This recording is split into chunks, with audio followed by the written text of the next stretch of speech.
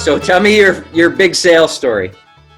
So we're relatively young, and we've done some marketing by phone. And Dave's found this guy by calling this a hole saw manufacturer that we said would probably be perfect to partner up with our product. So he calls this guy, and the guy says, "Hey, listen, it looks like a great product. Why don't you send us one?" So we send him one, and he says, "It's a great product. Here's an order for $10,000." So we're all excited. He gives us an order for $10,000.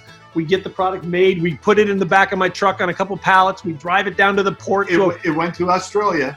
Yeah, we went. We put it on the back of my truck. We took it to a freight forwarder that he wanted down in the port, dropped it off, made the thing. And this is 7 o'clock in the morning. We do this. We get up early. We're down there early, get it in the port. We're driving home. We're driving down the street, and we see this bar coming up called the Beer Hut. Hole in the wall. Hole in the wall, and we're all excited. We just made a $10,000 sale. It's 7 o'clock in the morning, and we looked at each other. We said, let's celebrate. Let's have a beer. So we popped into the Beer Hut at 7 o'clock in the morning. A couple pictures. And it was crowded. It was crowded. It was hard to get a seat.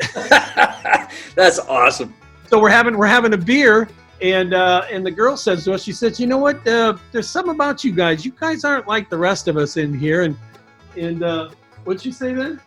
You guys have jobs. Yeah, you guys have jobs. You're not like the rest of us. So we proceeded to have a few beers and get a little toasty, and then be on our way after our big sale. That's hilarious. What a great way to celebrate your first big sale.